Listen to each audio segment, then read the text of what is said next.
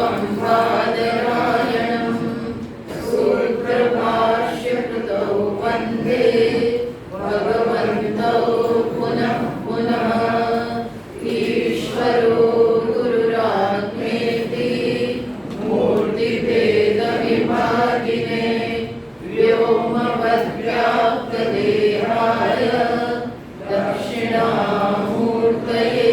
नमः। ॐ नमो ब्रह्मादिभ्यो ब्रह्मविद्या सम्प्रदायकर्तृभ्यो वंशर्षिभ्यो महद्भ्यो नमो गुरुभ्यः।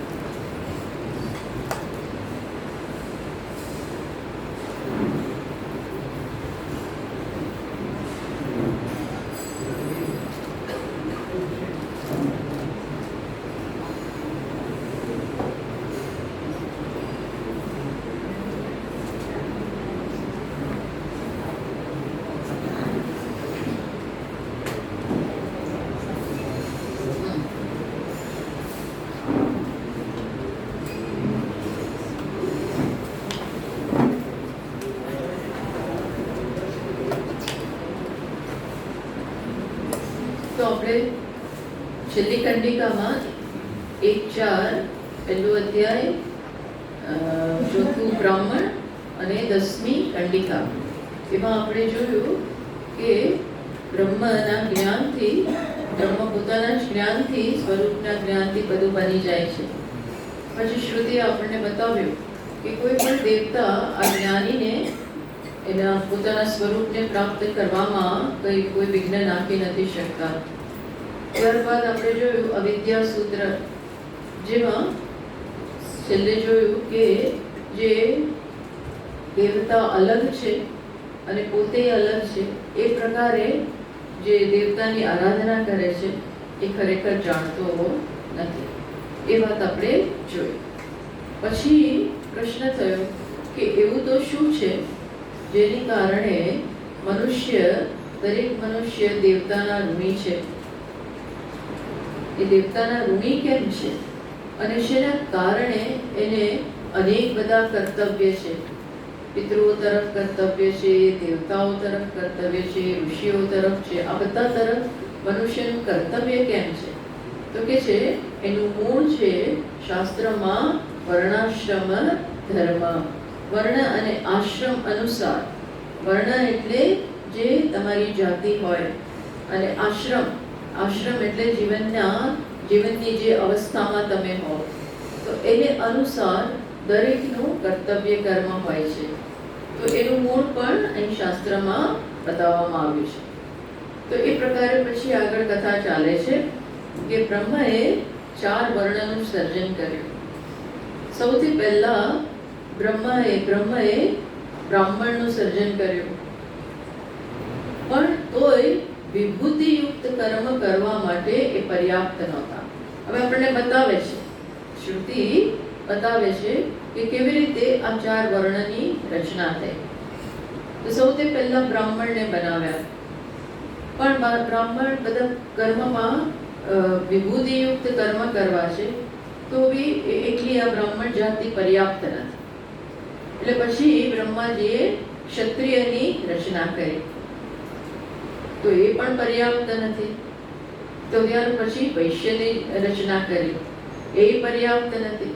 પછી શૂદ્રની રચના કરી. આ 4 છે તો પણ કર્મ માટે પર્યાપ્ત નથી. ટૂંકમાં આ વર્ણાશ્રમની જ રચના થઈ ગઈ, અને છતાં પણ કર્મમાં હજી એકદમ એમને સંતોષ નથી. કેમ? કારણ કે ક્ષત્રિયો જે સમાજનો મોટો આધાર છે, એ અત્યંત સત્તાવાળા છે, રક્ષણ કરી શકે છે પણ ખૂબ સત્તા ધરાવે છે. એટલે પૂરેપૂરું કર્મ કરવા માટે આ બધી વસ્તુ પર્યાપ્ત નથી, હજી કંઈક ખૂટે છે ટૂંકમાં. એટલા માટે બ્રહ્માજીએ પછી ધર્મનું સર્જન કર્યું. આ ધર્મના સર્જન કર્યા પછી આ ચારે ચારને કાબૂમાં રાખી શકાય છે. ટૂંકમાં આ રીતે અહીં આ બતાવે છે કે વર્ણાશ્રમ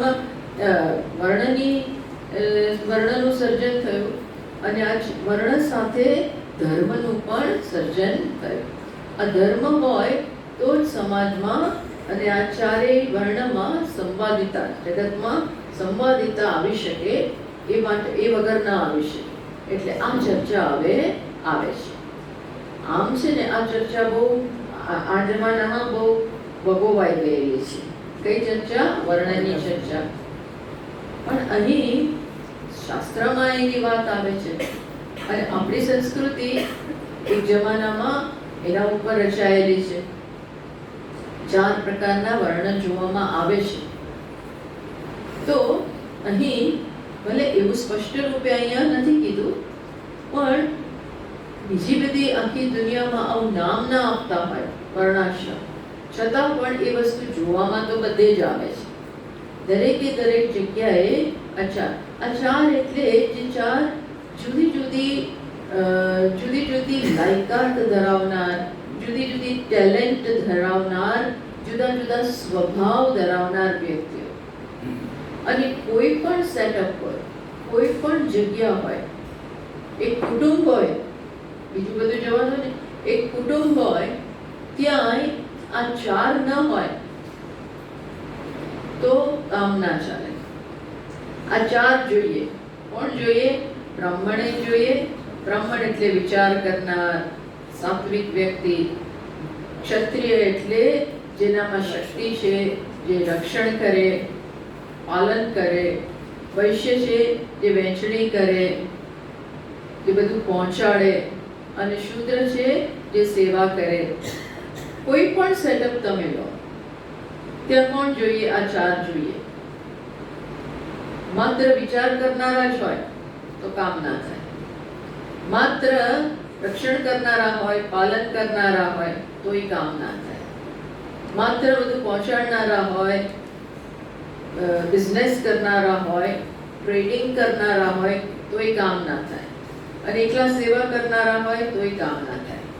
ટૂંકમાં બધી જ જગ્યાએ આ 4 જોઈએ. જ્યારે આપણી સંસ્કૃતિમાં, આપણા શાસ્ત્રમાં આ 4ની પરખ આપી, આ 4ને ક્લાસિફાય કરવામાં આવ્યા. કારણ કે અહીં આપણે જોઈશું હવે કે જીવનનો હેતુ મોક્ષ છે. આપણા શાસ્ત્ર પ્રમાણે અંતિમ પુરુષાર્થ છે મોક્ષ. એ મોક્ષ રૂપી પુરુષાર્થ સમગ્ર જીવનમાં જે પણ આપણે કરીએ છીએ એ ત્યાં લઈ જનારું હોવું જોઈએ. એ પ્રકારે આખી શાસ્ત્રની યોજના છે કે તમે આખું જીવન એવી પ્રકારે જીવો કે ધીમે ધીમે મોક્ષ રૂપી પુરુષાર્થ માટે તૈયાર થાઓ. એટલે જે જીવનના શરૂઆતના પુરુષાર્થ છે, અર્થ, કામ, ધર્મ વગેરે, એ બધા પણ એ પ્રકારે હોવા જોઈએ કે તમને મોક્ષ માટે તૈયાર કરે. એટલે અર્થ, કામ પણ ધર્મ અનુસાર જો એ હોય તો પછી મોક્ષ માટે વ્યક્તિ તૈયાર થાય. ટૂંકમાં આપણા 3 પુરુષાર્થનો હેતુ છે મોક્ષ. એ જ મુખ્ય પુરુષાર્થ અહીંયા છે. અને એની આજુબાજુ જ આ બધી રચના કરવામાં આવી છે. જે કામ છે, જે કંઈ કરો છો, એ એવી રીતે થવું જોઈએ. કોઈ પણ વસ્તુ નાની નથી, મોટી નથી. કોઈ પણ વ્યક્તિ નાનો નથી, મોટો નથી. બધા જ સમાન છે. એ તો ચર્ચા આવી જ બ્રહ્મ છે. અને એક વસ્તુ તો છે કે દરેકના સ્વભાવ સરખા નથી, દરેકની શક્તિ સમાન નથી, દરેકની ટેલેન્ટે સમાન નથી. બધા બધું ના કરી શકે. એટલે જો આપણા સ્વભાવ અનુસાર, આપણી ટેલેન્ટ અનુસાર, શક્તિ અનુસાર આપણને જો કામ મળે, કાર્યનું ક્ષેત્ર મળે, તો આપણે આગળ આવી શકીએ. આપણી જેમાં ટેલેન્ટ જ નથી, આપણી જેમાં રુચિ જ નથી, એવું કરવાનો વારો આવે તો આપણે આગળ નથી વધી શકવાના. આપણે જેમાં ખીલી શકીએ, આપણી જે શક્તિ જેમાં સરસ રીતે રેડાય તો ધીમે ધીમે એમાં આપણે આગળ વધી શકીએ. એટલે આપણા શાસ્ત્રમાં, સંસ્કૃતિમાં આ 4 તો છે જ, પણ એના નામ આપ્યા. ઈશ્વરે આ નામ કારણ કે આવો સ્વભાવ લઈને માણસ આવેલો છે. માણસ અમુક સ્વભાવ લઈને આવે છે, એના સંસ્કારો લઈને આવે છે. અને એ જમાનામાં એ સંસ્કારને આ 4 નામ આપ્યા. કયા 4 નામ આપ્યા? બ્રાહ્મણ, ક્ષત્રિય, વૈશ્ય અને શૂદ્ર. એવું હતું કે જે જાતિમાં વ્યક્તિ જન્મી હોય એવો જેનો સ્વભાવ હોય, એવું હતું એક જમાનામાં. એવી શુદ્ધિ હતી.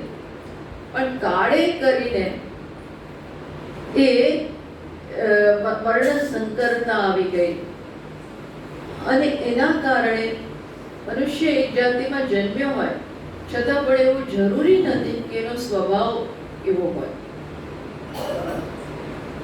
એને સ્વભાવ કારણ કે હવે માણસને બધું જ ભણવા મળે છે, બધું કેટલી બધી વસ્તુઓ પર સમાજની આખી વ્યવસ્થામાં ઘણું બધું પરિવર્તન આવ્યું છે. એટલે સ્વભાવ અનુસાર જ એની જાતિ હોય હવે એવું રહ્યું નથી.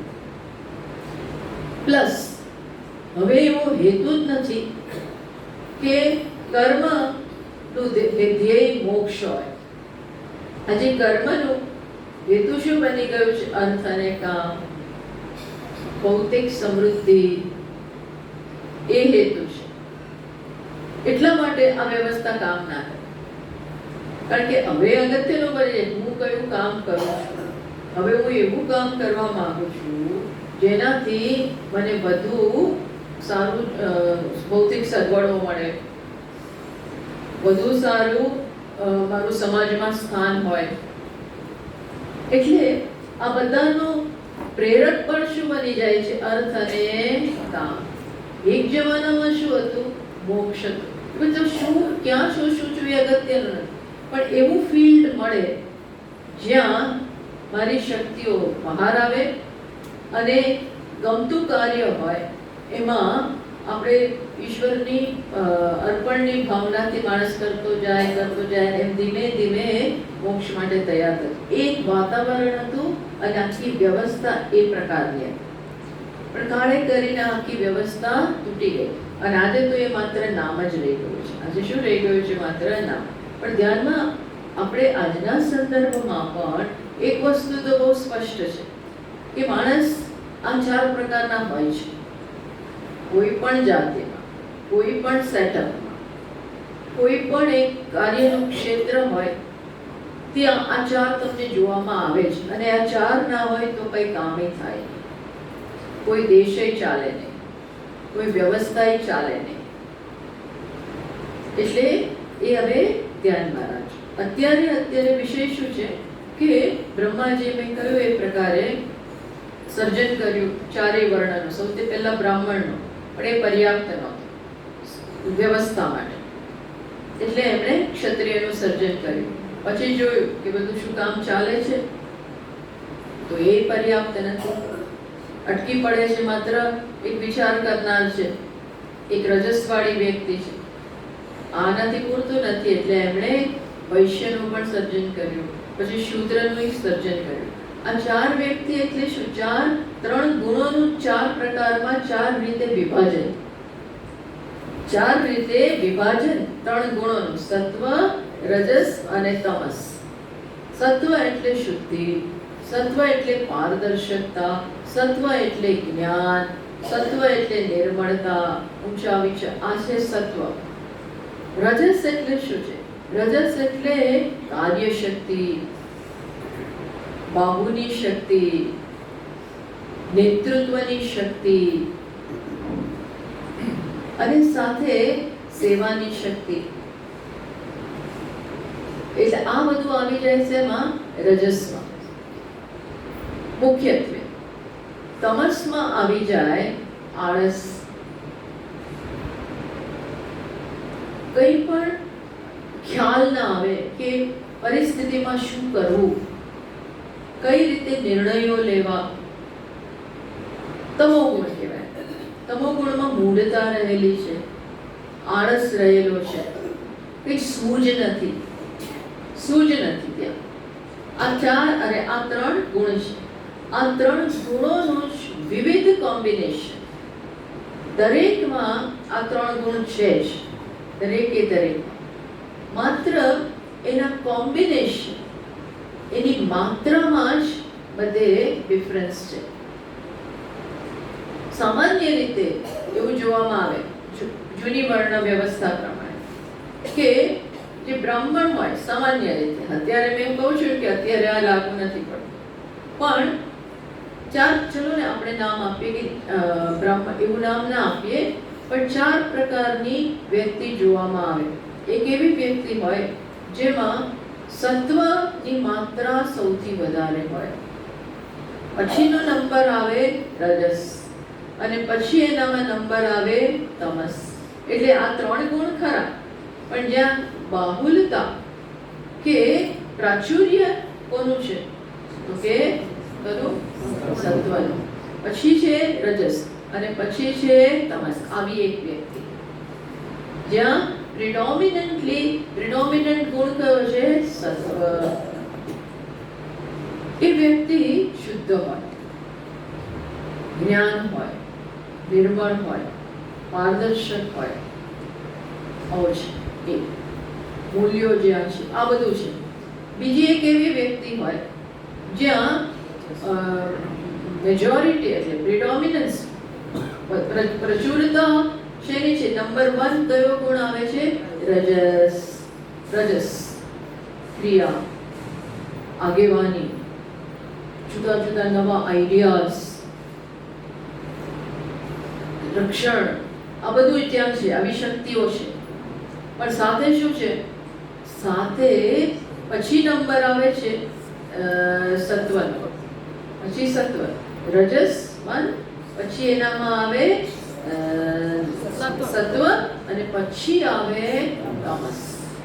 આવી એક વ્યક્તિ છે. ત્યાં મહત્વાકાંક્ષા પણ હોય, મહત્વાકાંક્ષા પણ છે, પણ સત્વ છે ને એટલા માટે એનું સાથે ઉત્કર્ષ પણ કરનારું છે. આવી એક વ્યક્તિ. ત્રીજી કેવી વ્યક્તિ છે? જેમાં રજસ પહેલા છે, પણ રજસ પછી શું છે? ત્યાં તમસ. રજોગુણ પછી શું છે? ત્યાં તમોગુણ, અને પછી છે સત્વગુણ. આવી ત્રીજી વ્યક્તિ છે. આપણે નામ નથી આપતા, વૈશ્ય. રજોગુણ ફોલોડ બાય તમોગુણ અને પછી સત્વગુણ. રજોગુણ છે એટલે ત્યાં સૂઝતો છે, ત્યાં ક્રિયા શક્તિ છે, ત્યાં મહેનત કરવાની શક્તિ છે, એ બધું છે. પણ બીજા નંબરે શું આવે છે? તમોગુણ આવે છે. એટલા માટે ત્યાં સ્વાર્થ છે, ત્યાં જીવનનું ઊંચું ધ્યેય નથી, મૂળતા છે થોડી આવી બાબત. અને પછી આવે છે સત્વ. છેલ્લો નંબર છે ત્યાં સત્વ. ચોથી વ્યક્તિ એવી છે જેનામાં સૌથી વધારે શું છે? તમોગુણ, પછી રજોગુણ અને પછી છેલ્લે સત્વગુણ. ટૂંકમાં આવા ડિફરન્ટ કોમ્બિનેશન્સ ગુણોનું જે માણસનો સ્વભાવ નક્કી કરે. માણસનો સ્વભાવ શેનાથી નક્કી થાય? આ ગુણથી. પછી જાણવાનું કે આપણે આ બદલી શકાય ખરું, એવું નથી કે આજે મળ્યું છે એવું ને એવું રહેશે. એમાં તમે ચેન્જ લાવી શકો. એક એવી વ્યક્તિ છે બ્રાહ્મણ જ્યાં સત્વ પહેલા છે, પછી રજોગુણ છે અને પછી તમોગુણ છે. હવે એ પણ જો સાવધાન ના હોય તો એનામાં પણ રજોગુણ વધી જાય, પછી તમોગુણ આવી શકે. સ્વાર્થી એ બની જાય, લોભી બની જાય, સંકુચિત હૃદયનો બની જાય, એને પછી સ્ટેટસની પડી હોય, આ બધું આવી જાય તો એ પણ માત્ર જાતિના જ બ્રાહ્મણ રહે. બાકી ત્યાં શું બની જાય? બીજા ગુણ પ્રવેશી જાય. એટલે જીવનનો ઉત્કર્ષ ક્યારે સધાય?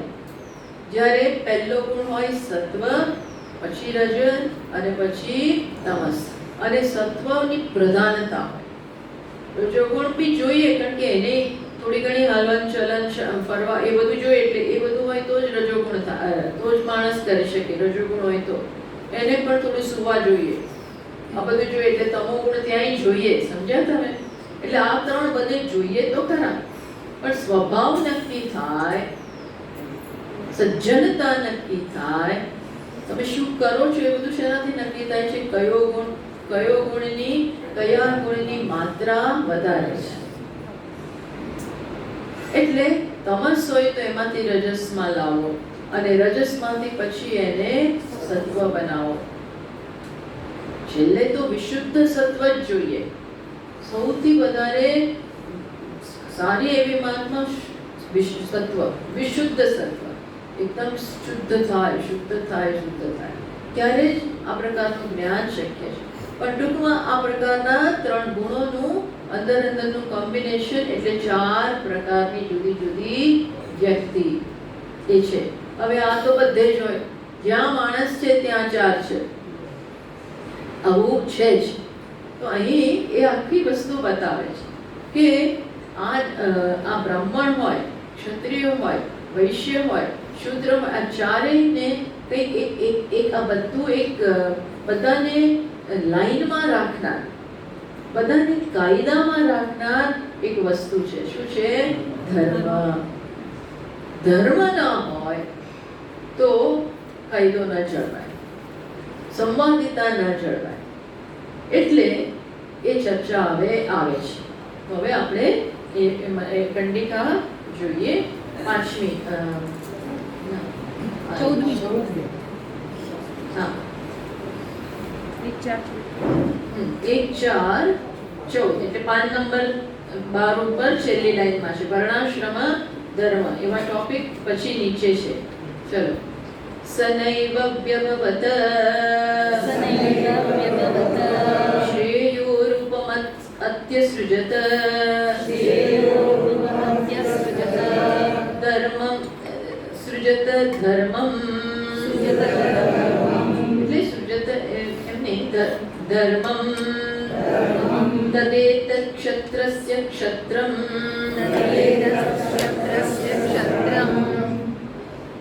યદ્ધર્મઃ તસ્માत् ધર્માत् પરમ નાસ્તિ.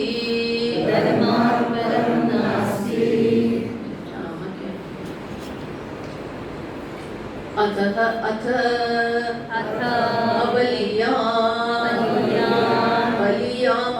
बलियां समांसते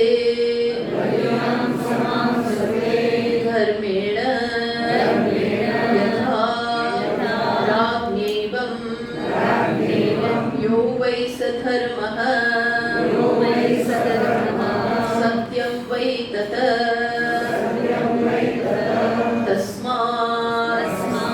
सत्यं वदन्तं आहुः धर्मं वदतीति धर्मं वा वदन्तं सत्यं वदति इत्येतत् यैव एतत् वयं भवति. તો એનો અર્થ થાય છે સનૈવ વ્યભવત. શું કહે છે?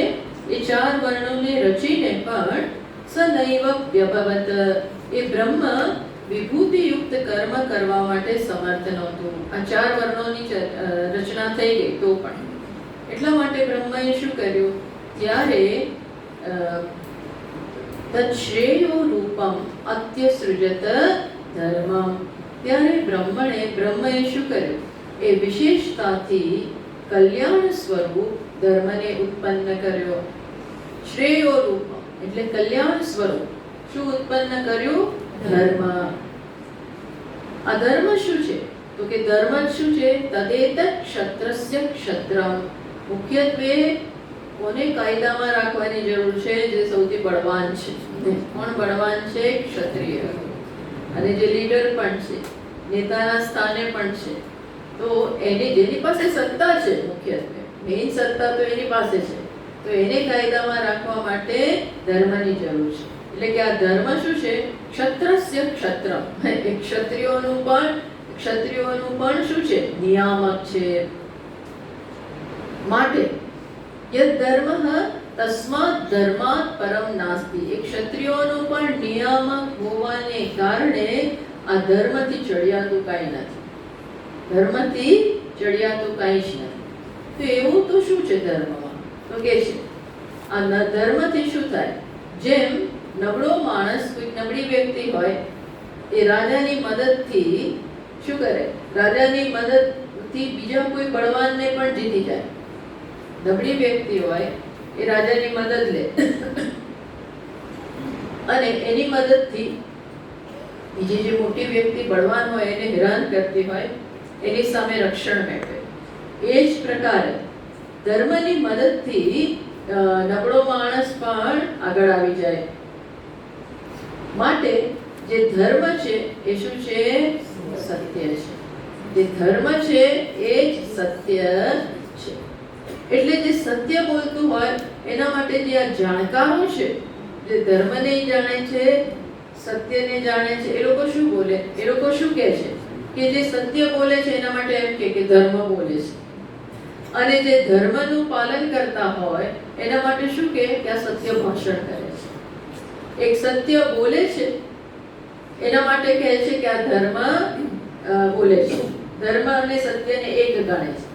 અને જે ધર્મનું આચરણ કરતા હોય એના માટે શું કે આ સત્ય બોલે છે. ટૂંકમાં આ સત્ય અને ધર્મ બંને એક છે એમ એ લોકો જાણે છે. તો આ પ્રકારનો મંત્ર છે. તો આપણે જોઈએ શું કે છે? સ નૈવ વ્યભવત સ ચતુરઃ સૃષ્ટ્વા અપી વર્ણાન નૈવ વ્યભવત. જે આ ચારને સર્જ્યા છતાં પણ શ્રેષ્ઠ કર્મ કરવા માટે આ ચાર સમર્થ નથી. કારણ કે શું છે? અહીંયા ભાષ્યકાર લખે છે કે ઉગ્રત્વાત ક્ષત્રસ્ય અનિયત આશંક્ય. ક્ષત્રિય છે ને ઉગ્ર બહુ હોય, એમને શક્તિ અને બધા એમનો સ્વભાવ ઉગ્ર હોય.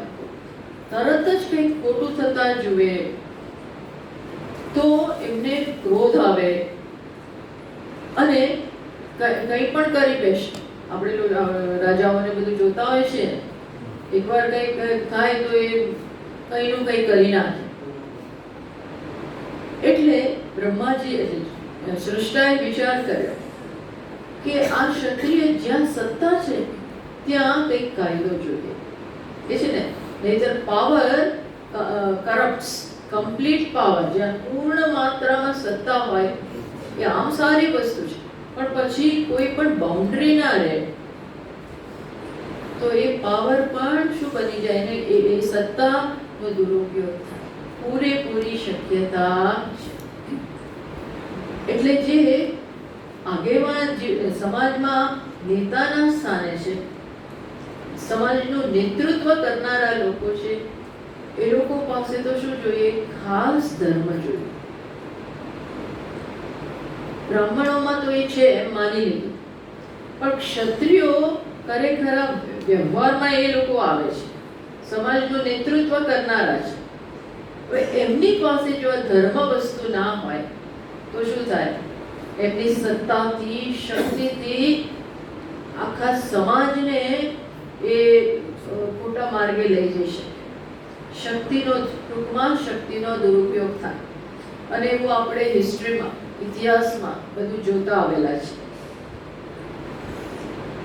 શક્તિ બહુ સારી વસ્તુ છે, પણ સાથે શું જોઈએ? યોગ્ય સમજ. યોગ્ય સમજ ના હોય તો શું થાય? તમે આ શક્તિનો દુરુપયોગ કરો. અને એવું થયેલું છે. એટલા માટે જ ધર્મની ગ્લાનિ થાય. જ્યારે ધર્મની ગ્લાનિ થાય ત્યારે ધીમે ધીમે ધીમે સમાજ આખો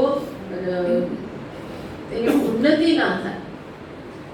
એટલા માટે ધીમે ધીમે ભગવાને પછી અવતાર લેવો પડે છે. આપણે જોઈએ યદા યદા હિ ધર્મસ્ય ગ્લાનિર્ભવતિ, જ્યારે જ્યારે ધર્મની ગ્લાનિ થાય અને અધર્મ બળવાન બને, એવું ક્યારે થાય? આ સત્તા ઉપર બેઠેલા લોકો એની શક્તિનો દુરુપયોગ કરે અને સમાજને હેરાન કરે, સમાજનો લાભ લે, પોતાના અંગત સ્વાર્થ માટે, મહત્વાકાંક્ષા માટે, સત્તા માટે, પાવર માટે આ વસ્તુનો દુરુપયોગ થાય. આવું જ્યારે થાય ત્યારે એ શક્તિ શ્રાપરૂપ બની જાય છે કે નહીં? હિસ્ટ્રીમાં આ બધું આપણને ખબર છે. જ્યારે જ્યારે આવું થાય ત્યારે એમની એ શક્તિ શ્રાપરૂપ બની જાય. તો એમને કાયદામાં એમનું નિયંત્રણ કરનારી કોઈ એક બળ જોઈએ, નિયંત્રણ કરે. આ નિયંત્રણ કરનારી વસ્તુ શું છે? ધર્મ. ધર્મ શું છે? ધારણાર્થ ધર્મ, જે ધારણ કરે. અને ધર્મ શેના ઉપર રચાયો છે? ધર્મ રચાયો છે સંવાદિતાની સમજમાં, કે શેનાથી આ સંવાદિતા જળવાય, જગત યોગ્ય રીતે ચાલે, આખો એનો વ્યવહાર વ્યવસ્થિત થાય. ક્યારે થાય? જ્યારે પરસ્પર બધા જે તત્વો છે જગતમાં એ એકબીજાની સ્પર્ધા ના કરે અને બધા સહકારથી કાર્ય ચાલે, એકબીજાનું સારું કરતા જ્યારે કાર્ય ચાલે ત્યારે સમાજમાં વ્યવસ્થા સ્થપાય. કુદરતમાં ત્યારે વ્યવસ્થા અને ત્યારે જ આ જગત ચાલે, બાકી જગત ચાલે નહીં. એટલે કુદરત તરફ તમે નજર કરો ને તો તમને ખ્યાલ આવે કે સંવાદિતા કોને કહેવાય, હાર્મની કોને કહેવાય. એ કુદરત ઉપર નજર કે કુદરત શીખવાડે છે, કુદરતના રૂપે ઈશ્વર શીખવાડે છે કે ધર્મ કોને કહેવાય.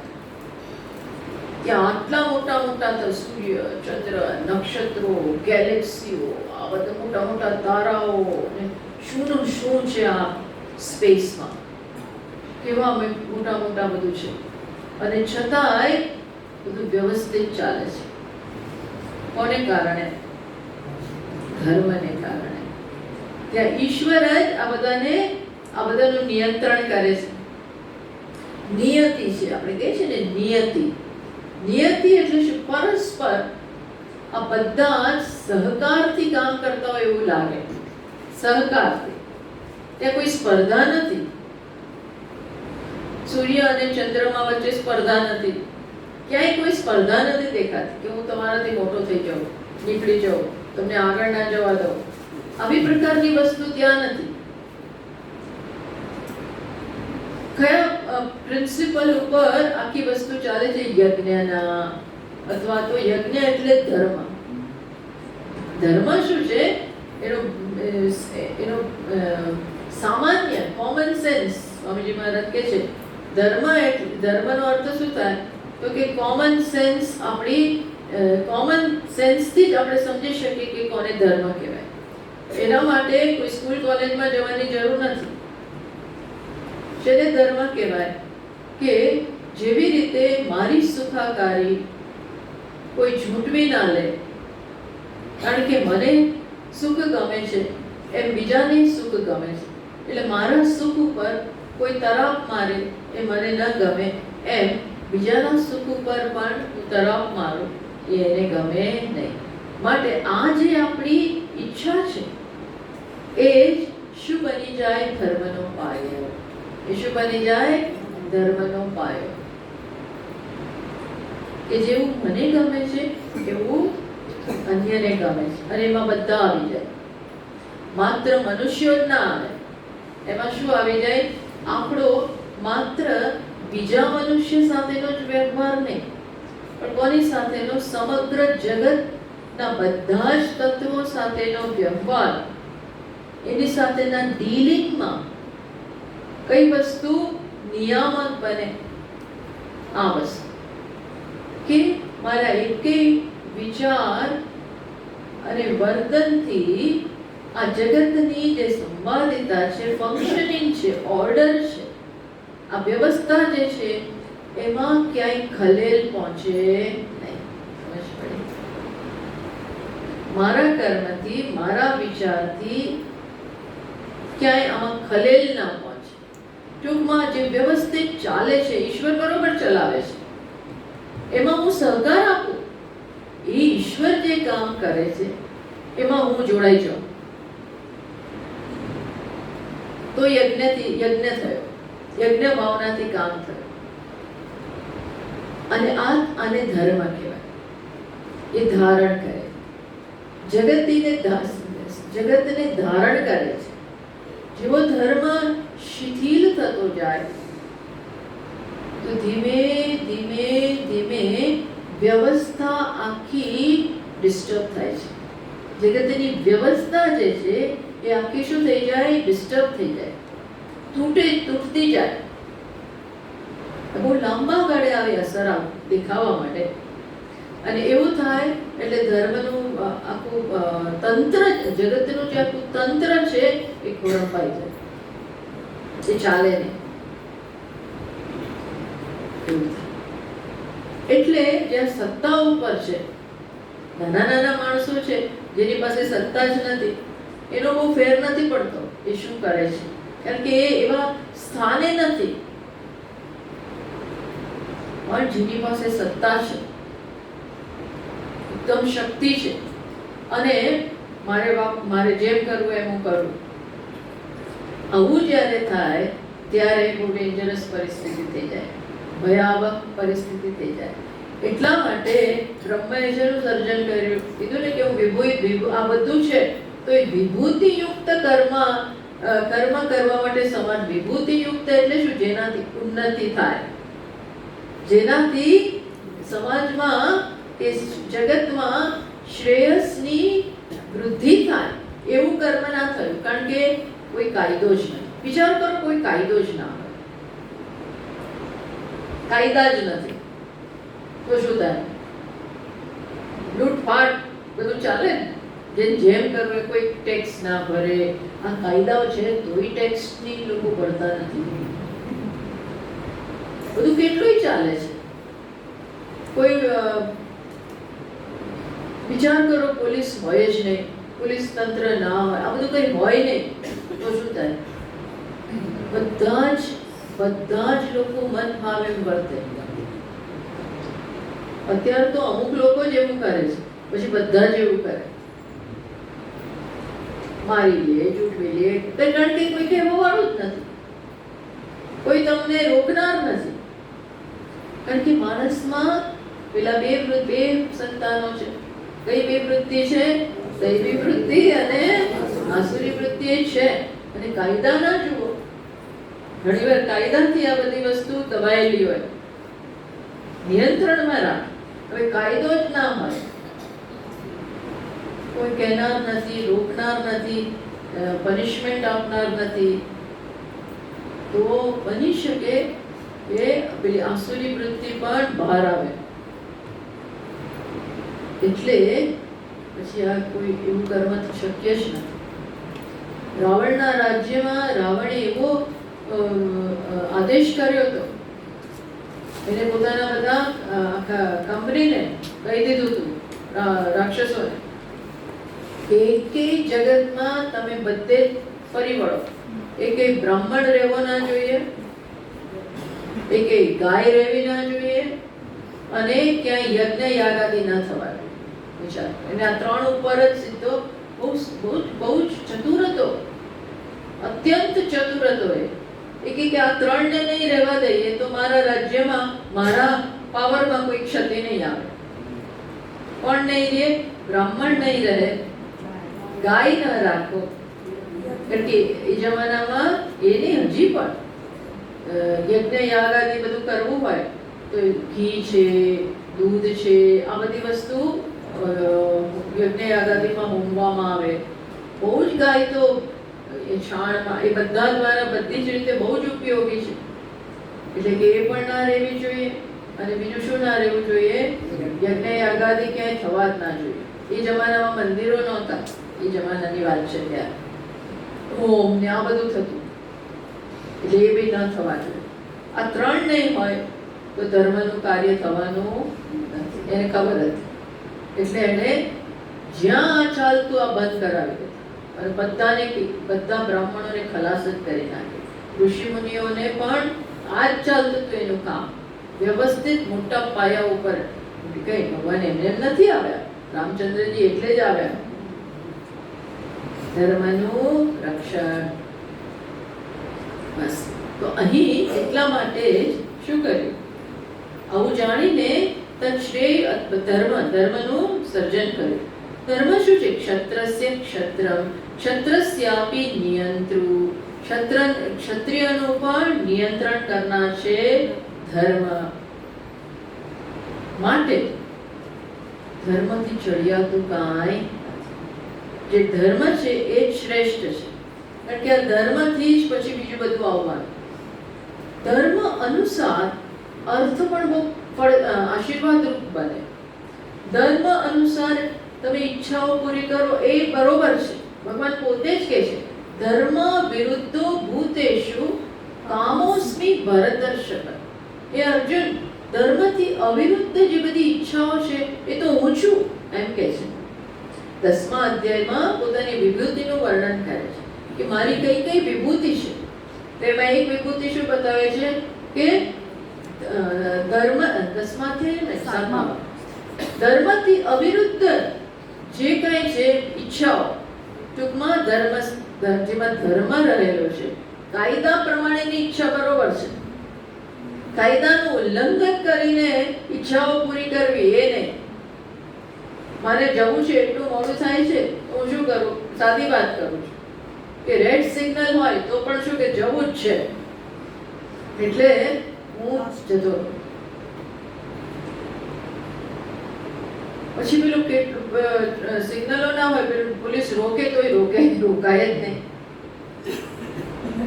મન ફાવે હેલ્મેટ નહીં પહેરવાની, આ નહીં કરવાનું, બધા કાયદાઓને પોતે જ નક્કી કરે પાલન કરવું છે કે નહીં, કારણ કે ચાલે છે, કોઈ નિયંત્રણ કરનાર નથી, એટલે કોઈ ડિસિપ્લિન જ નથી. માણસમાં ડિસિપ્લિન કે અનુશાસન કરાવનાર કોક જોઈએ, કાયદો કોઈ જોઈએ. એ ન હોય તો ન થાય. એટલે ક્ષત્રિય પાસે જો આ કોઈ કાયદા ના હોય, ધર્મ ના હોય, તો એની આપેલી શક્તિનો દુરુપયોગ જ થવાનો. બલબલી વ્યક્તિ એના દુરુપયોગ કરશે. માટે ધર્મ છે, અને આ ધર્મ શું છે એ કહે છે કે એનાથી ચડિયાતું કાંઈ જ નથી. તે નહીં નિયમ્યન્તે સર્વે, અને માટે બધા જ આનાથી નિયમનમાં રહે. રામચંદ્રજી આવ્યા